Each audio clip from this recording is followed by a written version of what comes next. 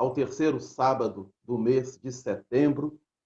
A Nália lembrou, estamos no Setembro Amarelo, que as nossas vibrações deste estudo possam ser endereçadas aos nossos irmãos suicidas, não somente aqueles que consumaram o ato, mas especialmente muitos corações que ainda estão alimentando essa ideia. O terceiro sábado, como nós sabemos, nós realizamos o estudo sistematizado da doutrina espírita, irmão Moacir, em nossa casa, Cantinho de Jesus.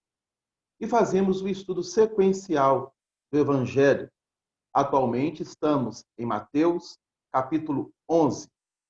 E, dando prosseguimento, nós vamos ler os versículos 25 a 30, onde diz assim: Naquele tempo, respondendo Jesus, disse: Graça te dou, ó Pai, Senhor do céu e da terra, que ocultastes estas coisas aos sábios e instruídos do mundo, e as revelastes aos pequeninos. Sim, ó Pai, porque assim te aprouve. Todas as coisas me foram entregues por meu Pai, e ninguém conhece o Filho senão o Pai, e ninguém conhece o Pai senão o Filho e aquele a quem o Filho o quiser revelar. Vinde a mim, todos vós, os que estáis cansados e oprimidos, aflitos, e eu vos aliviarei. Tomai sobre vós o meu jugo e aprendei de mim, que sou manso e humilde de coração, e encontrareis descanso para as vossas almas. Aqui no caso, para a vossa alma. As vossas almas ficam por minha conta. Porque o meu jugo é suave e o meu fardo é leve. Pois bem, dentro destes versículos, que são os versículos finais deste capítulo 11, nós estamos estudando a personalidade de João Batista, onde, do versículo 1 a 19, Jesus está nos chamando a atenção para o precursor que João o Batista foi do cristianismo, apagando-se para que a mensagem de Jesus pudesse ser evidenciada, germinada, cultivada em toda a humanidade. João Batista, ele dá prova, já naquela experiência, da sua humildade, porque ele fora considerado um grande profeta pelo judaísmo, pelos próprios judeus, pelos próprios israelitas. Mas quando Jesus vai até ele e deixa ser batizado por ele, João Batista dá um passo para trás, não querendo realizar isso. Mas Jesus diz que se fazia necessário cumprir a lei dos homens. E assim, ele, de uma forma simbólica, batiza Jesus e vê o céu se abrindo e uma voz vindo do infinito a dizer: Eis o meu filho amado, em que ponho toda a minha complacência. Este ensinamento registrado pelos evangelistas, no caso João, mostra para nós que após João Batista escutar isso, e já consciente da missão do Cristo, ele então anuncia a toda a multidão que ali se encontrava e que vinham até João Batista, dizendo que a partir de agora, necessário fazia seguir o Cristo, seguir o Messias, mostrando claramente e de forma objetiva que Jesus de Nazaré era o Filho de Deus, o Messias, tão esperado e tão cantado pelas Escrituras Sagradas, mostrando dessa forma a sua humildade e a sua sinceridade de ser um trabalhador de Jesus, do Cristo, para a evolução do processo de espiritualização no orbe terrestre. Abrimos, então, um parênteses para estudarmos as personalidades de João Batista anterior àquela reencarnação, trazendo inúmeras informações, tendo em vista que há 2 anos nós estamos estudando este capítulo 11.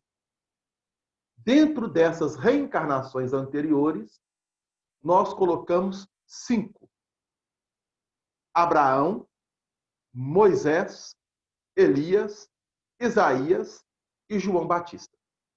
Após João Batista, a grande dúvida ou interrogação era: os apóstolos de Jesus, não somente ele como precursor, mas os outros 12, e especialmente também o que fora convidado após o apóstolo Paulo, reencarnaram no orbe terrestre após o advento da chegada do cristianismo na Terra?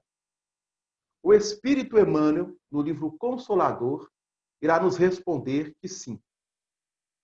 Todos os apóstolos do Cristo retornaram à esfera física, cumprindo missões e muitas delas de forma anônima, não registrada pelos anais das histórias ou dos historiadores.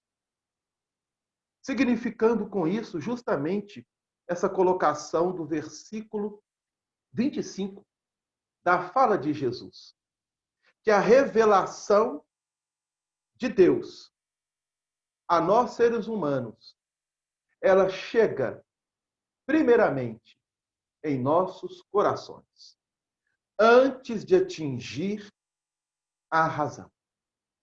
Embora, no processo evolutivo da Terra, o espírito é chamado primeiro a trabalhar a razão para depois sentir.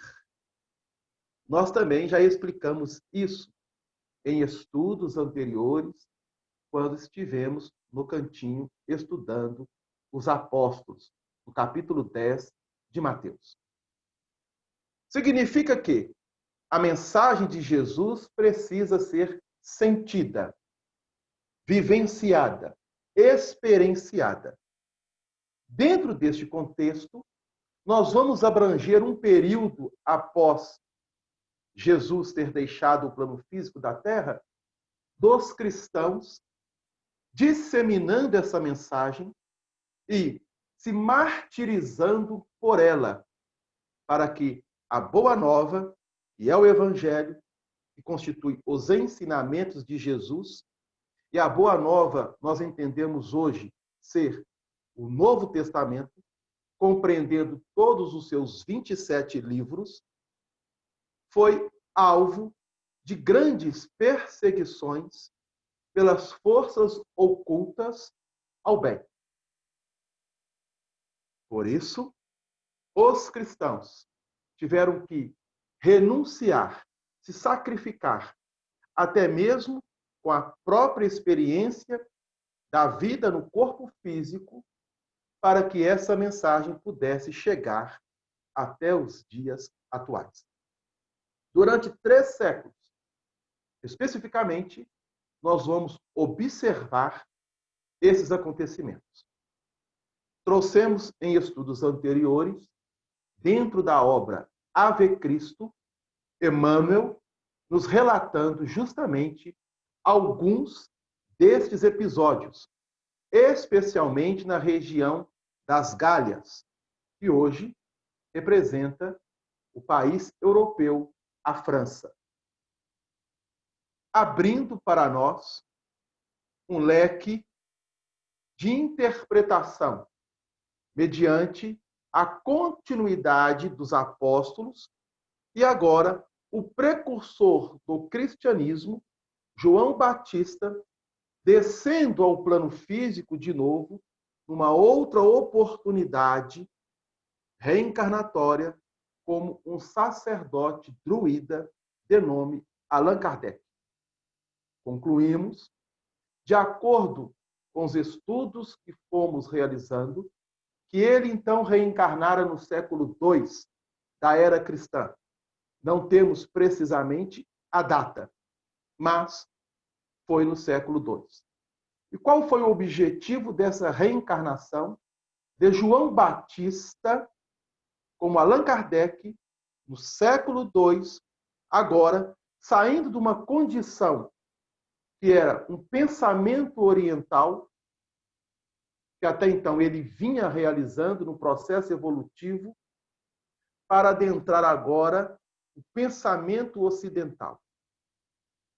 Então, nós nos servimos do livro A Caminho da Luz, do Espírito de Emmanuel, onde ele irá trazer para nós informações importantíssimas a respeito destes acontecimentos. No capítulo 14 do livro A Caminho da Luz, Emmanuel vai revelando para nós que os textos que hoje representam o Novo Testamento e também ampliamos para os que se encontram no Velho Testamento, eles foram sendo definidos pelo mais alto. Dentro do capítulo 14, há um subtítulo que nós trouxemos em estudos anteriores: a redação dos textos definitivos. Emmanuel, através da mediunidade de Francisco Cândido Xavier, está nos chamando a atenção para algo muito importante, que todos os livros que compõem a Bíblia Sagrada, do Gênesis, no Velho Testamento, ao Apocalipse, no Novo Testamento, foram definidos pelo mais alto. Isso é algo importantíssimo. E essa revelação nós temos apenas dentro do Espiritismo. Porque se nós formos observar a ciência teológica humana da Terra, vamos encontrar inúmeras formas interpretativas e teses em cima justamente destes textos. O mais alto agora define para nós, e eles foram trabalhados de forma minuciosa para que nós, seres humanos, encarnados e desencarnados, pudéssemos então ter em mãos o texto sagrado que temos hoje. Então isso é muito importante. Então, olha o que Emmanuel nos diz. Muitas escolas literárias, eu já li isso e vou reler de novo. Muitas escolas literárias se formaram nos últimos séculos dentro da crítica histórica para o estudo e elucidação desses documentos. A palavra apócrifo generalizou-se como o espantalho de todo o mundo. Histórias numerosas foram escritas. Hipóteses incontáveis foram aventadas. Mas os sábios materialistas, e aqui vamos abrir um parênteses, dentro do versículo 25, trabalhado por Jesus no capítulo 11 de Mateus. Graças te dou, ó Pai, Senhor do céu e da terra, que ocultastes estas coisas aos sábios e instruídos e as revelastes aos pequeninos. Porque assim foi do teu agrado. Pequeninos aqui representa aqueles que se colocam de forma humildes para receberem e sentirem a mensagem do Evangelho em seus corações.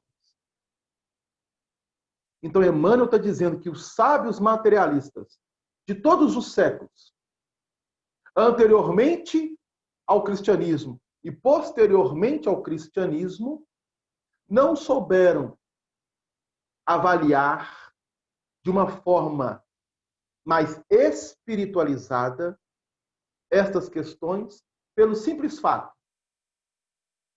As ideias materialistas corromperam e deturparam o processo de espiritualização na Terra, principalmente dentro das próprias religiões.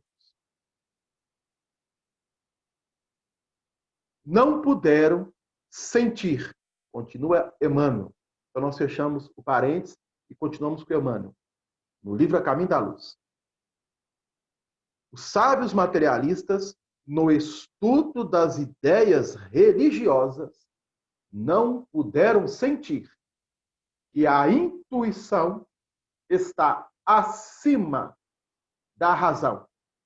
E ainda uma vez falharam, em sua maioria, na exposição dos princípios e na apresentação das grandes figuras do cristianismo. Então, essa colocação de Emmanuel é super importante para nós.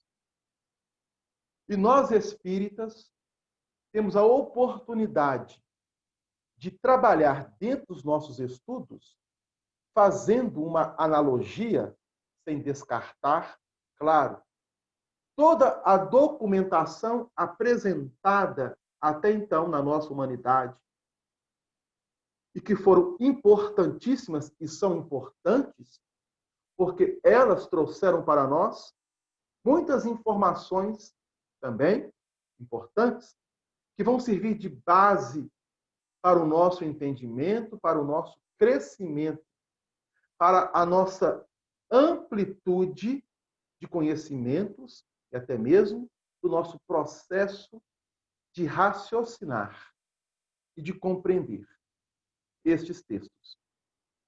Mas, segundo a palavra de Emmanuel, não podemos nos prender apenas nos quesitos puramente humanos, porque, conforme ele vai dizer, a grande maioria falharam na exposição dos princípios e na apresentação das grandes figuras do cristianismo. Pois bem, aí, dentro deste mesmo capítulo, para confirmar uma modificação do alto no processo evolutivo do encaminhamento dos espíritos do planeta em que habitamos, para que possamos sair da condição de provas e expiações e avançarmos para o processo de regeneração, o mais alto, já no primeiro século da era cristã, vai estabelecer novas linhas, ou seja, nova programação para atender o processo de progresso do planeta no nível físico e espiritual. Então, Emmanuel diz, neste mesmo capítulo 14 do livro A Caminho da Luz, sob a égide de Jesus, estabelece novas linhas de progresso para a civilização, assinalando os traços iniciais dos países europeus dos tempos modernos. Então vejam bem que coisa interessante. O mais alto sabia, de antemão, que aquela mensagem do Cristo, trabalhada naquela região da Palestina, ela iria ser sufocada pelo próprio progresso materialista da Terra, no processo de avançarmos. Então, ele vai estabelecer novos padrões, novos programas, para que a mensagem de Jesus não pudesse ser sufocada, conforme o próprio Cristo nos narra na parábola do semeador, e ainda teremos a oportunidade de estudarmos de forma mais profunda no capítulo 13 do Evangelho segundo São Mateus. Dentro dessa colocação de Emmanuel, então, nós trouxemos a informação, trabalhando inúmeras questões em cima disso, não vamos voltar atrás, de que os apóstolos e os discípulos retornariam ao orbe, para que essa mensagem pudesse realmente não somente germinar, mas florescer, para que o futuro pudesse apresentar os frutos. Ainda não estamos colhendo os bons frutos desta árvore chamada cristianismo. Ela já deu frutos, está dando frutos, mas os frutos ainda não são frutos doces.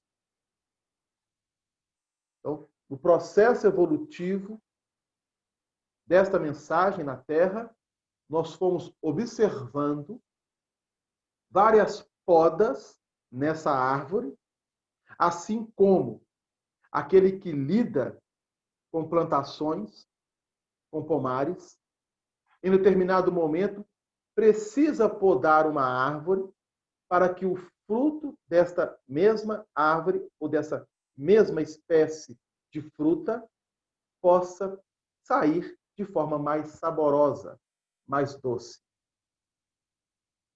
Assim também representa a árvore do cristianismo, no encaminhamento da evolução dos espíritos que habitam o orbe terrestre.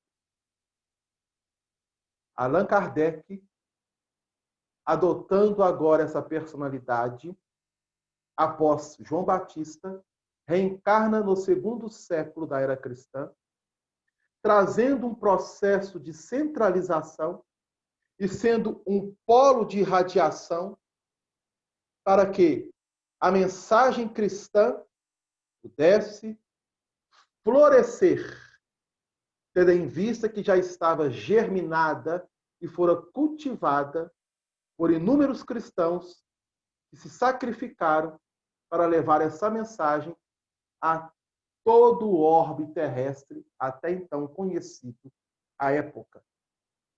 Que foi o trabalho dos apóstolos e do próprio Paulo, no primeiro século da era cristã. No segundo século, isso vai avançando, adentrando agora o território europeu, conforme a programação do alto. Então era preciso que os grandes vultos do cristianismo, corações já regenerados e alinhados com Jesus, pudessem dar testemunho. Dentre eles, então, reencarna João Batista na personalidade de Allan Kardec, um sacerdote druida. Essa mensagem avança e, chegando no século IV da era cristã, une-se o Império Romano com o cristianismo. E dessa união surge o catolicismo. O catolicismo, ele teve um papel importantíssimo na nossa humanidade. Embora trabalhando de forma, muitas das vezes, contrárias ao pensamento simples, humilde de Jesus, ele foi importantíssimo para nós. E nós devemos muito ao catolicismo. Da mesma forma que devemos muito ao protestantismo. Porque, querendo ou não, serviram de base para darem continuidade ao processo evolutivo da Terra do pensamento cristão, embora em muitas ocasiões, situações, de forma deturpada. Pois bem, avançamos. E dentro dessa deturpação do próprio catolicismo, o mais alto vai observando através dos séculos o encaminhamento dos espíritos no plano físico e nas atmosferas espirituais da Terra. As oportunidades vão se aparecendo através da reencarnação. Hoje, nós sabemos da importância que é uma reencarnação. E talvez, ainda, como encarnados, não mensuramos isso, devido termos um forte vínculo às ideias materialistas. Devido inúmeros séculos, nós estarmos mergulhados dentro deste materialismo. Ainda somos muito materialistas, mesmo hoje sendo espíritas. Trazemos resquícios bem fortes deste materialismo, até mesmo nas nossas ideias, especialmente em relação à morte. Então fica aí algo para que nós possamos refletir e pensarmos depois com calma.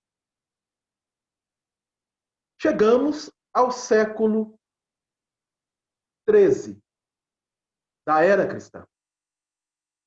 E o mais alto, observando os grandes desvios do pensamento de Jesus na Terra, vai encaminhando os verdadeiros cristãos para darem testemunho desta mensagem. Então nós tivemos, no século XIII da era cristã, Francisco de Assis,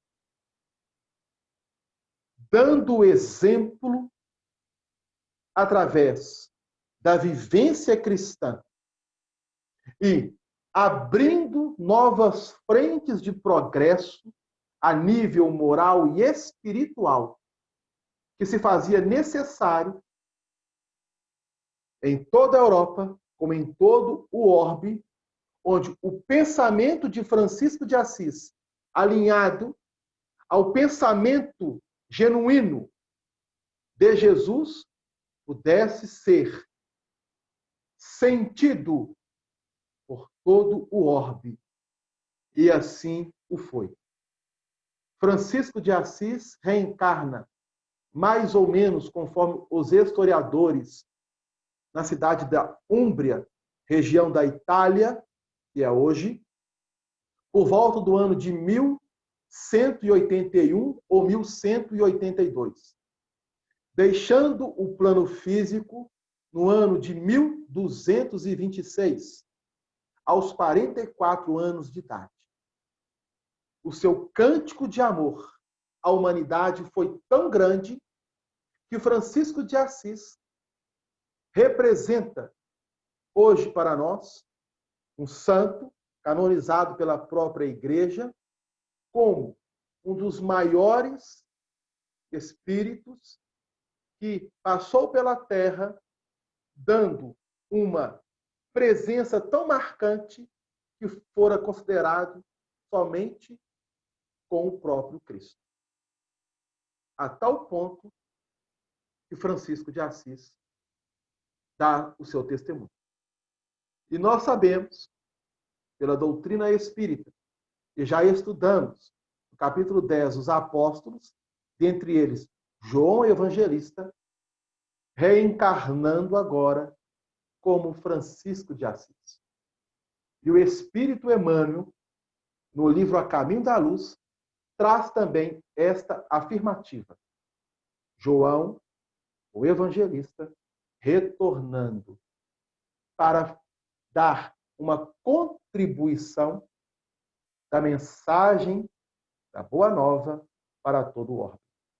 Mas isso foi no século XIII.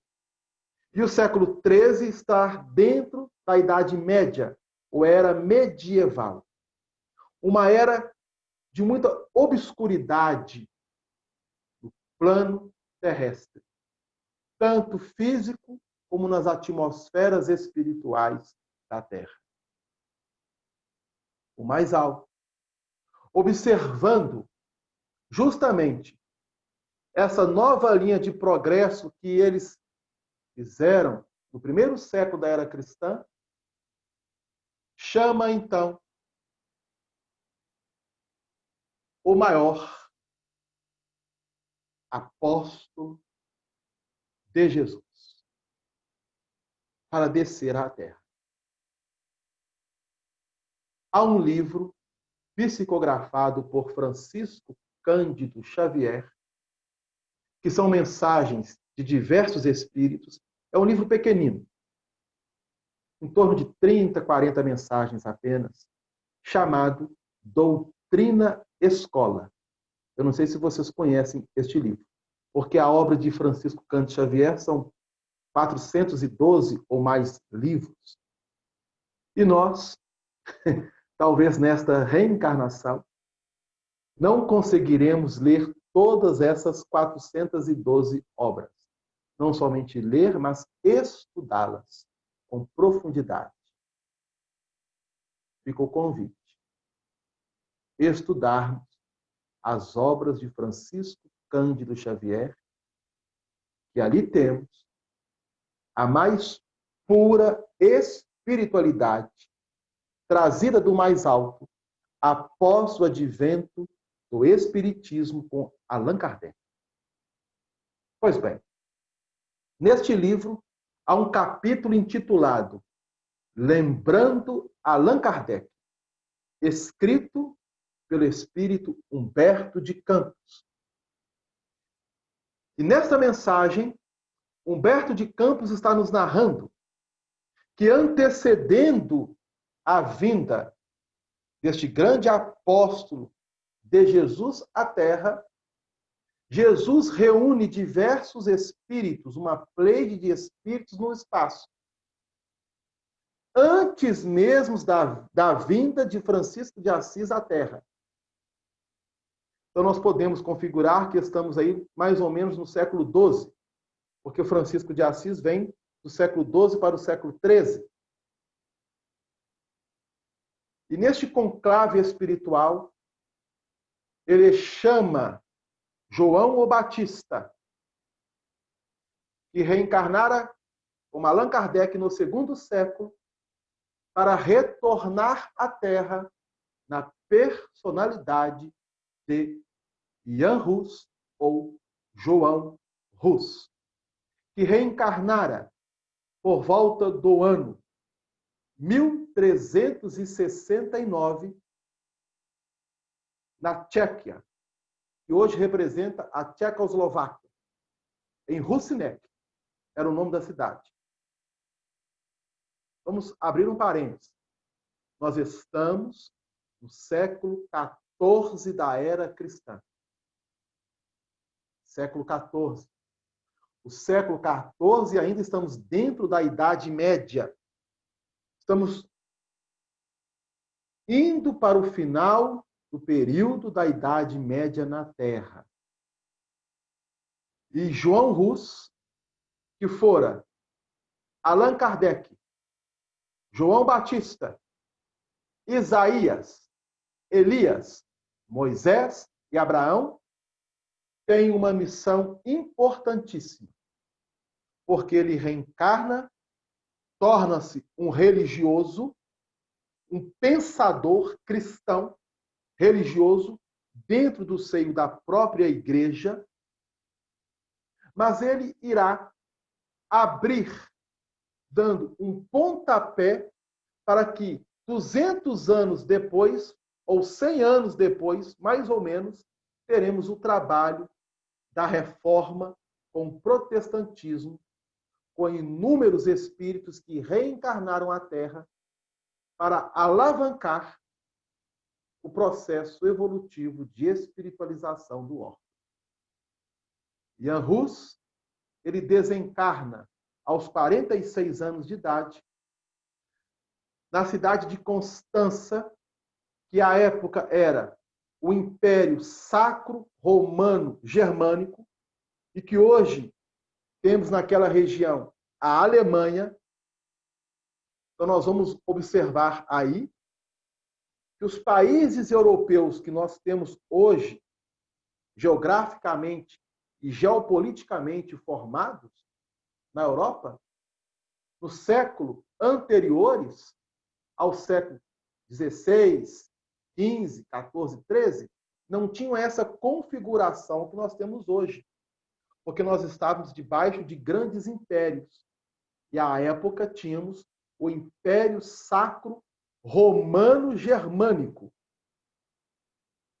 onde Jan Hus, ou João Hus, desencarna no ano de 1415 por defender a liberdade do pensamento cristão e mostrando as deturpações trabalhadas até então pelo alto clero, ele foi queimado vivo como um herege pela própria igreja em 1415, na cidade de Constança, que hoje é uma das cidades da Alemanha, mas à época estava dentro deste Império Sacro Romano-Germânico, por defender Jesus e a liberdade do pensamento cristão.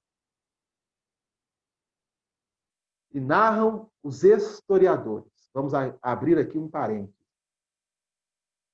Narra os historiadores que a essa época, quando ele estava sendo queimado vivo, ele proclama o Salmo número 30 de Davi, especificamente o versículo 10 deste Salmo. Alguém conhece este Salmo 30? Versículo 10? Nós vamos estudar dentro do próprio Evangelho de Mateus.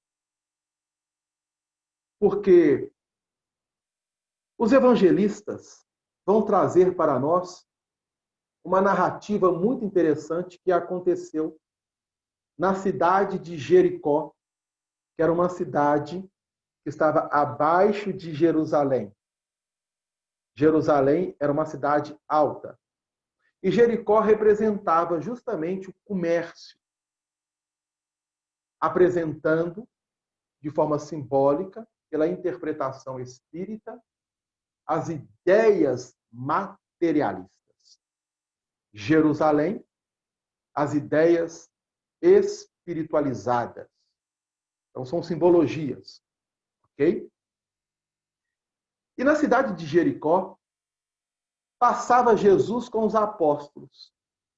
E um fato ali aconteceu, narrado por Mateus, no capítulo 20, versículo 30, narrado por Marcos, no capítulo 10, versículo 47, e narrado por Lucas, no capítulo 18, versículo 38, que é o cego de Jericó. E aí, depois nós vamos estudar com calma essa passagem. Porque Mateus vai nos informar que eram 2 cegos. Marcos e Lucas nos informam que era apenas um cego.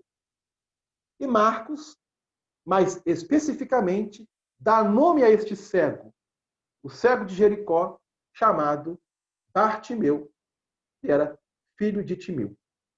Pois bem, quando Bartimeu, ou este cego, ou 2 cegos, conforme a narrativa, nós vamos estudar isso ainda, quando chegarmos lá no capítulo 20 de Mateus, vê um alvoroço passando por ele, ele questiona, o que está acontecendo? E alguém da multidão diz: é Jesus de Nazaré que está passando.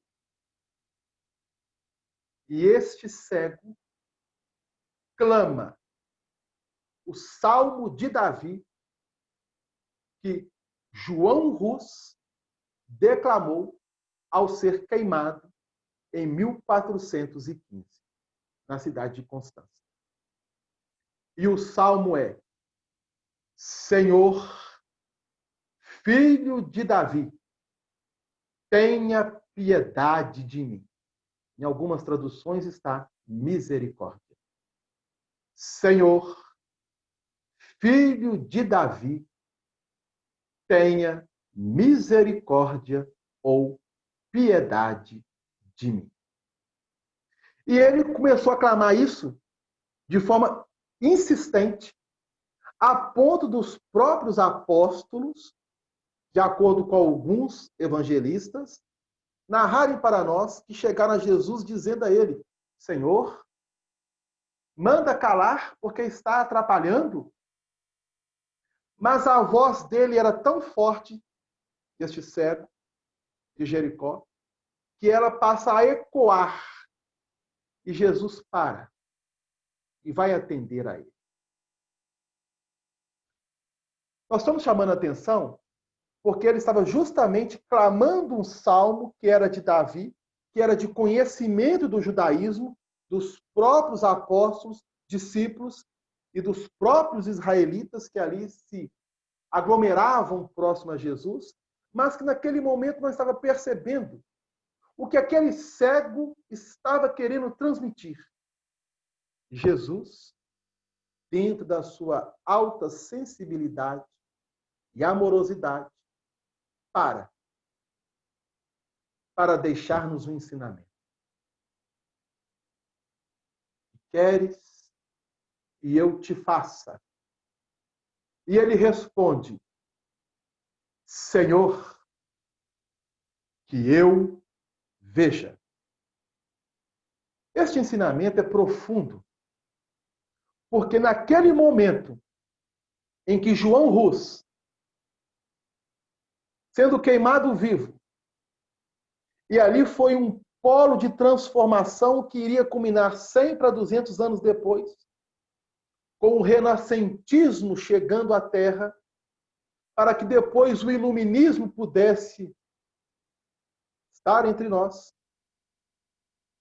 para que posteriormente ao renascentismo e ao iluminismo, a humanidade madura psicologicamente pudesse receber do alto o evangelho redivivo configurado pelo Consolador prometido, o Espiritismo. No século XIX. O Espiritismo chega no século XIX. Voltando ao século XIV, 5 séculos antes, João Rus, que fora Allan Kardec no século II, que fora João Batista no século I, e que anteriormente ao advento do cristianismo fora Isaías, Elias, Moisés e Abraão, ao ser queimado vivo, clama este salmo, a nos dizer: irmãos, cegos pelo materialismo, rogamos misericórdia e piedade ao Senhor, para que possamos ter olhos de ver e ouvidos de ouvir. Era justamente a mensagem que João Rus, ao ser queimado, estava nos conclamando a nossa sensibilidade. 200 anos depois, vem a reforma, abrindo novos elementos de progresso para a humanidade. Dentro da reforma, tivemos o período do renascentismo, depois vem o iluminismo, e chegamos no século XIX. No século XIX, reencarna na cidade de Lyon, França, região das Gálias, que no século II era Lugdunum, no dia 3 de outubro de 1804, e que recebe o nome de batismo dentro de uma abençoada família, Hippolyte Léon Denisard Rivail, que nós espíritas conhecemos com o pseudônimo de Allan Kardec. Fechando o ciclo de suas reencarnações e conclamando o Consolador prometido, configurado pelo Espiritismo, e cantando no capítulo 6 do Evangelho segundo o Espiritismo, os versículos 28, 29 e 30 do capítulo 11 do Evangelho de Jesus segundo São Mateus. Vinde a mim, todos vós que estáis aflitos, cansados, oprimidos, sobrecarregados. Eu vos aliviarei. Tomai sobre vós o meu jugo e aprendei de mim, que eu sou manso e humilde de coração. Temos aí duas bem-aventuranças. Bem-aventurados os humildes, porque deles é o reino dos céus. Bem-aventurados os mansos, porque estes herdarão a terra. Então, Jesus, trazendo para nós, nesta sua fala, neste ensino, o chamamento daquilo que ele já havia trabalhado, as bem-aventuranças, dentro do Sermão do Monte, registrado pelo próprio evangelista Mateus, no capítulo 5. E o Sermão do Monte, compreendendo o capítulo 5, 6 e 7 de Mateus.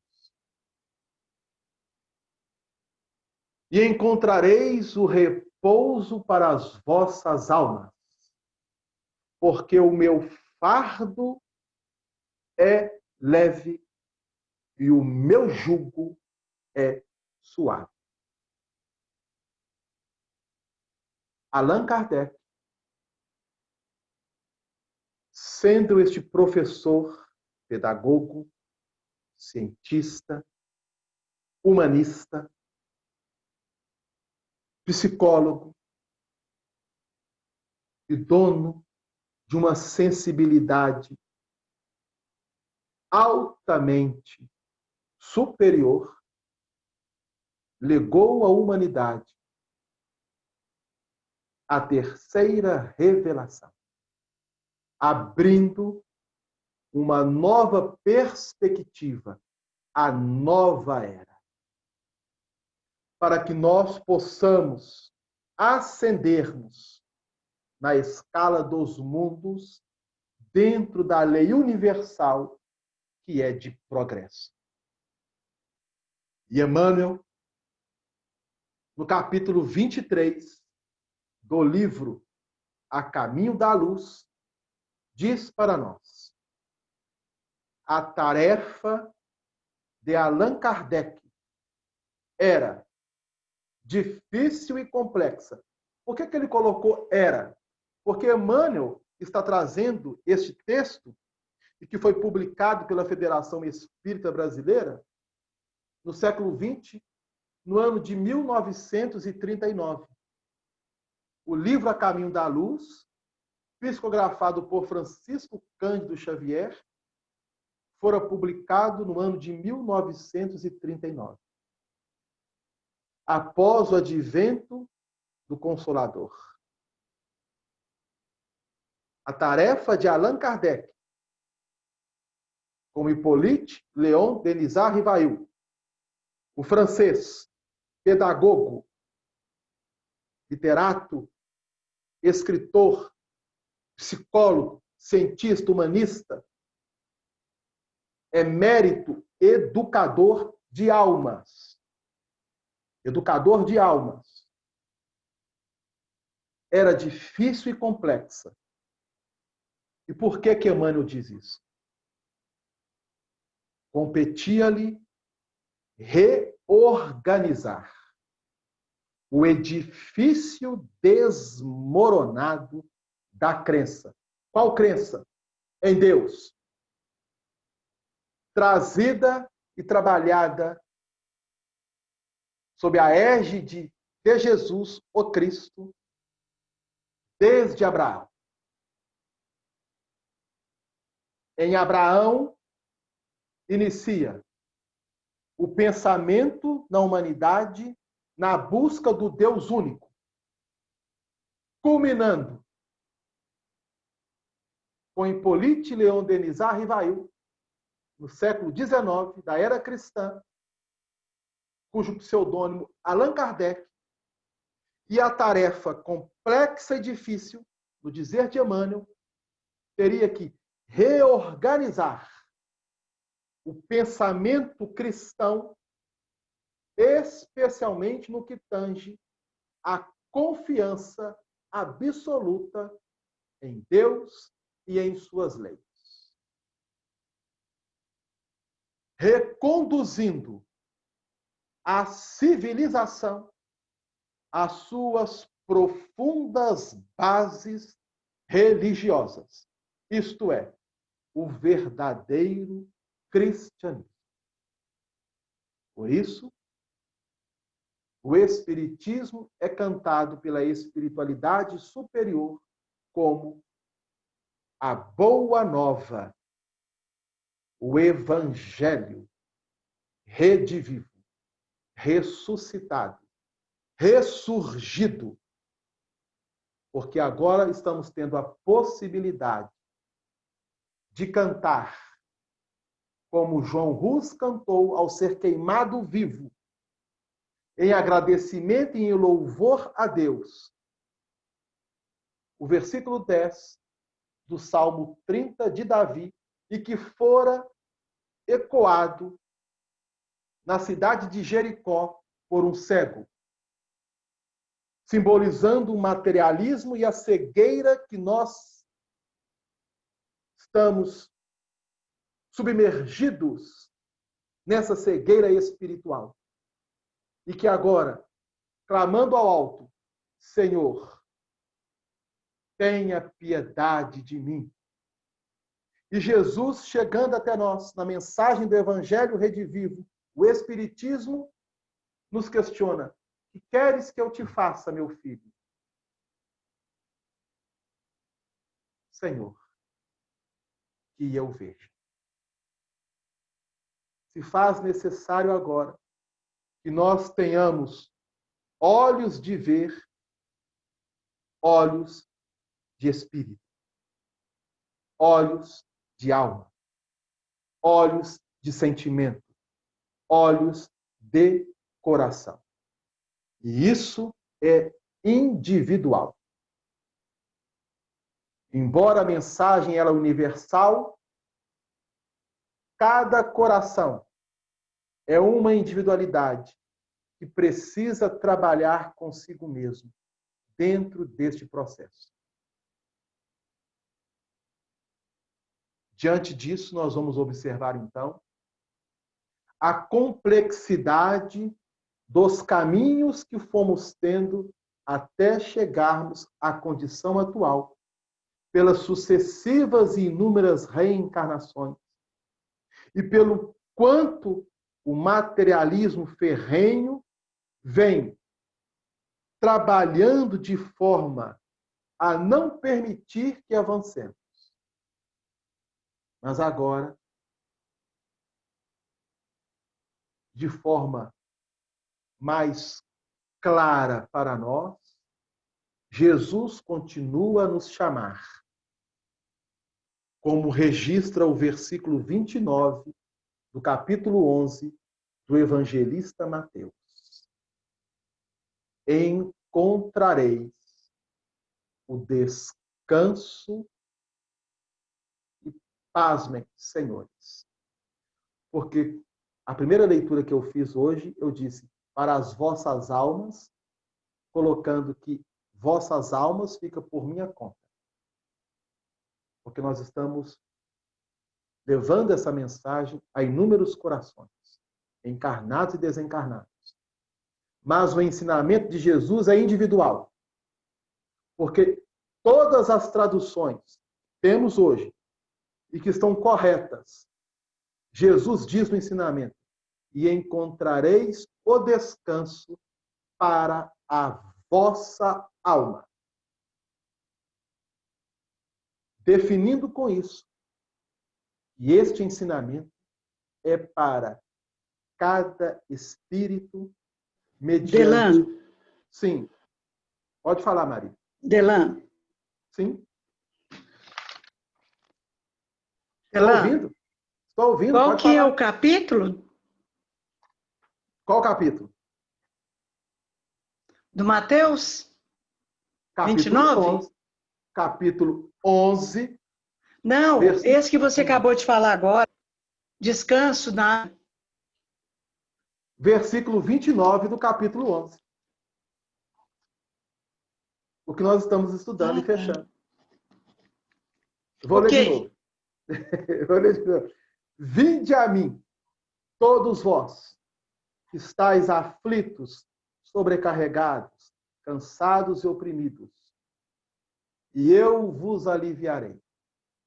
Tomai sobre vós o meu jugo e aprendei de mim, e eu sou manso e humilde de coração, e achareis o repouso, o descanso. E aí, vejam bem o detalhe. Para a vossa alma. Todas as traduções bíblicas estão no singular. Alma. Para a vossa alma. É Jesus falando diretamente a cada espírito, a cada coração, a cada um de nós. É um detalhe que, em muitas situações, nós passamos despercebido. E que Allan Kardec registra este versículo no capítulo 11, no capítulo 6 do Evangelho segundo o Espiritismo, cujo título é O Cristo Consolador. E o próprio Kardec, eu gostaria de ler aqui, no item 2 do capítulo 6, ele vai interpretar isso para nós. Estes versículos 28, 29 e 30 do capítulo 11 de Mateus, ao dizer: todas as misérias, todos os sofrimentos, decepções, dores físicas, perda de seres amados, encontram sua consolação na fé no futuro, na confiança na justiça de Deus, que o Cristo veio ensinar aos homens. Sobre aquele, ao contrário, que nada espera depois desta vida, ou que duvida simplesmente, as aflições se abatem com todo o seu peso e nenhuma esperança vem suavizar-lhe a amargura. Eis o que levou Jesus a dizer: vinde a mim, todos vós estáis fatigados, e eu vos aliviarei. Entretanto, Jesus coloca uma condição à sua assistência e à felicidade que promete aos aflitos. A condição é que a lei que ele ensina e que o jugo ao qual devemos observar dentro desta lei, que é leve e suave, só pode ser trabalhada na intimidade de cada coração, de cada alma, dentro do amor e da caridade. Item 2, do capítulo 6 do Evangelho segundo o Espiritismo, a própria interpretação de Allan Kardec para estes versículos 28, 29 e 30 do capítulo 11 do Evangelho segundo São Mateus. Fica aí o convite. Então, nós vamos observar que de Abraão até Hippolyte Léon Denis Rivail, Allan Kardec, este espírito teve 7 reencarnações que nós conhecemos. Abraão, Moisés. Primeira revelação, trazida por Moisés, o monoteísmo, a crença no Deus único, erigindo as bases da justiça dentro do Decálogo, recebido por ele no Monte Sinai, através da mediunidade, ou dos fenômenos mediúnicos. Os profetas vieram, porque Jesus não veio destruir a lei e os profetas, conforme ele mesmo ensina e que está registrado no capítulo 5 do Evangelho segundo São Mateus. Os profetas Elias, Isaías, João Batista, alinhando o pensamento na confiança do Deus único, para que nós pudéssemos avançar, e agora João Batista abrindo como precursor a chegada da segunda revelação trazida por Jesus, o amor. A humanidade caminha diante de inúmeras dificuldades, tropeços, quedas, mas ao mesmo tempo aprendendo com esses tropeços, com essas quedas, com esses desacertos, através das reencarnações, a lapidar a própria alma, o próprio espírito. Chega a terceira revelação, convidando-nos a não sermos mais agora como o cego de Jericó, e que João Hus, ao ser queimado vivo em 1414, que é uma das reencarnações de Abraão, Moisés, Elias, Isaías, João Batista, Allan Kardec e João Hus. Sexta reencarnação. Senhor, tende piedade de mim. Para culminar em Hippolyte Léon Denis Rivail, fechando o ciclo de suas reencarnações no orbe terrestre como o maior apóstolo de Jesus. No dizer de Emmanuel, o apóstolo mais lúcido de Jesus. A tarefa de Allan Kardec, difícil e complexa, competia-lhe reorganizar o edifício desmoronado da crença em Deus, reconduzindo a civilização, isto é, a humanidade, a civilização terrestre, às suas profundas bases de religiosidade, que é a intimidade de cada espírito com o próprio Criador. Pois bem, fechamos o ciclo